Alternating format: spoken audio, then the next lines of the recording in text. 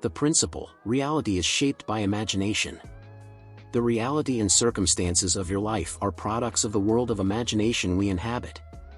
A person who is conscious of their imaginative thoughts understands the outcomes they are creating. This video will delve deeper into this concept. Before we proceed, kindly give this video a thumbs up to maximize its reach. Subscribe to our channel and turn on notifications for updates on new content. Your support strengthens our channel, allowing us to continue illuminating lives, including yours. Share in the comments what you appreciate. Human existence is entirely imaginative. God resides within us, and we within Him. Imagination forms the eternal essence of humanity, identified by Blake as God Himself. This channel aims to illustrate, through authentic narratives, how imagination molds reality. It unequivocally demonstrates that our world is a realm of imagination, where life itself is an ongoing activity. As Blake articulated, the world originates in a divine activity, akin to what we recognize as the activity of imagination.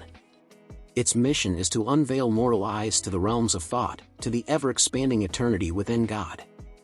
Despite its seemingly inconspicuous nature, human imagination persists through its inherent power. Events unfold because relatively stable marginal activities birth them and persist only with continued support. The enigma of imagination, as Douglas Fawcett notes, is the most profound of all challenges. Its resolution leads the mystic to supreme power, supreme wisdom, and supreme pleasure, concealed within the distant unraveling of this mystery. When one unravels the mystery of imagination, they uncover the secret of causation, that imagination shapes reality.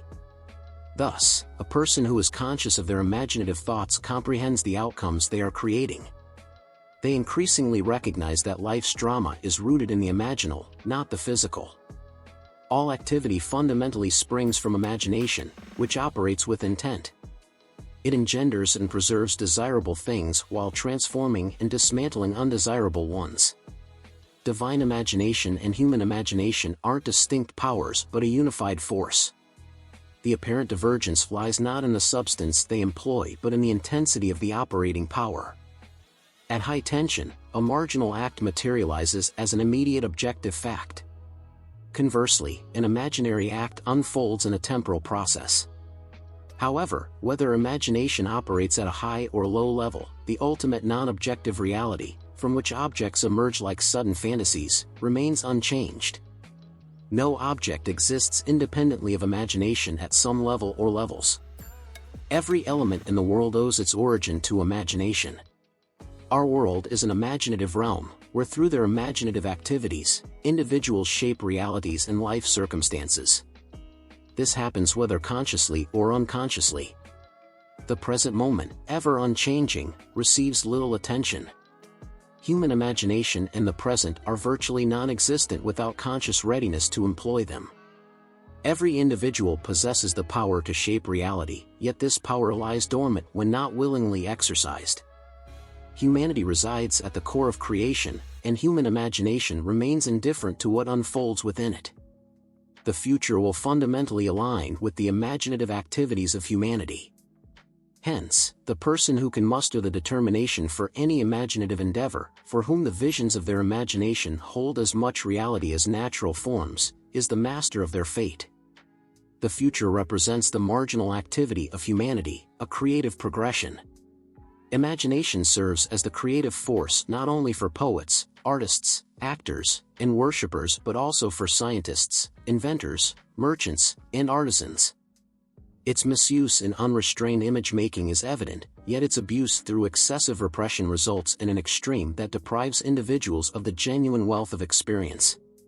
Conceiving innovative solutions to increasingly intricate problems is far more commendable than evading challenges.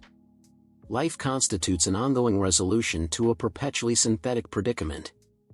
Imagination gives rise to events, and the world shaped by human imagination encompasses myriad conflicting elements. Thus, there can never be a perfectly stable or static state, as today's events are destined to disrupt the established order of yesterday. Imaginative individuals consistently disrupt a pre-peaceful state of mind. They do not yield to the dictates of facts or accept life solely based on the world. Instead, they assert the supremacy of their actions and margin over facts, subjecting all things to them. Adhere firmly to your ideal within your imagination, only your failure to envision the ideal realized can strip it away. Envision only states of value or promise. Striving to alter circumstances before changing your marginal activity is to contend against the very essence of things. External change cannot manifest until there is first an imaginal change. Any action without a concurrent marginal change is merely a futile adjustment of surfaces. Visualizing the wish fulfilled establishes a connection with that state, and during that connection, you act in accordance with your envisioned change. This illustrates that an imaginal change leads to a behavioral change. Nevertheless, ordinary marginal changes, as you transition from one state to another, lack transformative essence because each is swiftly succeeded by another in the opposite direction. However, when a state becomes so stable that it shapes your constant mood, your habitual attitude, it then defines your character and signifies a true transformation. The secret lies in how you execute this process. You must mentally surrender to your wish fulfilled, embracing love for that state. In doing so, live in the new state and no longer in the old. Commitment cannot exist without love. Therefore, the key to self-commitment is faith beyond love, faith in believing the seemingly unbelievable. Pledge to the feeling of the wish fulfilled with the conviction that this act of self-commitment will materialize and must materialize because imagination shapes reality. Imagination is both conservative and transformative. It takes a conservative approach when constructing its world from images derived from memory and sensory evidence. However, it becomes creatively transformative when envisioning things as they should be, forming a world of generous dreams and fantasies. In the procession of images, the senses naturally take precedence.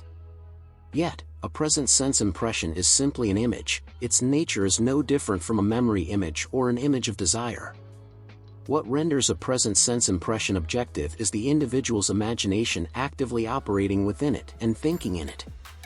Conversely, in a memory image or desire, the individual's imagination is not actively operating within but is contemplating it.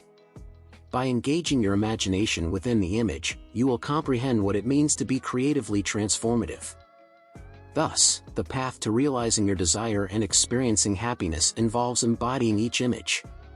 However, these images can only come to life through your imagination and conscious thought. It is, therefore, imprudent to anticipate the fulfillment of desires solely through the passage of time, as imaginative engagement is essential for the desired effects. It cannot merely be a passive occupation. You cannot immerse yourself in one image without facing the consequences of neglecting others. Imagination is akin to a spiritual sensation. Step into the image of your fulfilled desire, infuse it with sensory vividness, and imbue it with the tones of reality by mentally behaving as you would in the presence of physical facts. This concept encapsulates what is referred to as spiritual sensation. For instance, envision holding a rose in your hand, smell it, and detect the fragrance. Even though the rose may not be physically present, its fragrance is experienced through spiritual sensation, imaginal sight, smell, taste, and touch, granting the image sensory reality. If you consistently employ this approach to aid your pursuits, upon reflection, you'll discern that the threads leading to your goals were consulted. The means your marginal activity employed to fulfill itself could never have been devised by your conscious planning alone. To break free from your current sensory fixation, transform your present life into a waking dream. While it may require effort, imagine that you already embody the person you aspire to be and feel the corresponding emotions. Like a child shaping the world according to its heart's desires, create a realm of pure fantasy and dreams. Mentally immerse yourself in the dream, performing actions as you would if it were physically true. Through this, you'll realize that dreams materialize not through facts but through the power of imagination. Nothing stands between you and the fulfillment of your dreams except the facts. If facts are products of imagining, altering your imagination will subsequently alter the facts. The entirety of a person's past forms a continuous structure. This structure contains all preserved facts operating beneath the surface of their conscious mind. To the individual, it appears as history, unchangeable and firmly fixed.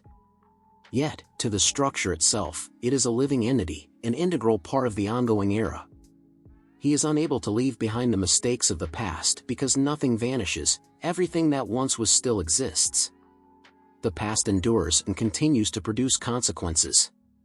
Man must delve into memory, identify, and eradicate the roots of wrongdoing, regardless of their temporal distance. This applies to both past and present, involving a mental replay of a past scenario, envisioning it as it should have unfolded initially. I term this process revision, and it results in revocation. Altering one's life necessitates revisiting the past. The unrevised scenes of the past are the causes of current evils. The past and present form the framework of man, carrying all their contents forward. Any shift in content induces changes in the present and future. Strive to live nobly so that the mind can store a past worth remembering. In instances of failure, recall that the initial step toward correction or healing is always revision. If the past is reimagined in the present, the revised past will manifest in the current reality. Alternatively, even if your sins are as scarlet, they can become as white as snow. This is not a falsehood, it is the truth. The purpose of the commentary, a narrative that succinctly links the distinct yet interrelated themes across the 14 chapters in which I divided the first part of this book, is to serve as a cohesive thread. It aims to establish the overarching claim: imagination creates reality. Making such a statement is simple, substantiating it through the experiences of others is more challenging. This book's objective is to encourage you to constructively apply this law in your own life. I trust that this content has been beneficial to you and that you have gained insights from it. The primary focus of this channel is to assist you in prospering financially, with the understanding that it all begins in the mind. However, I consistently emphasize the importance of taking action. If you found value in this, please leave a like and subscribe to contribute to the strength of our channel, allowing us to continue bringing enlightenment to many, just like you. Sending warm regards, and until the next video.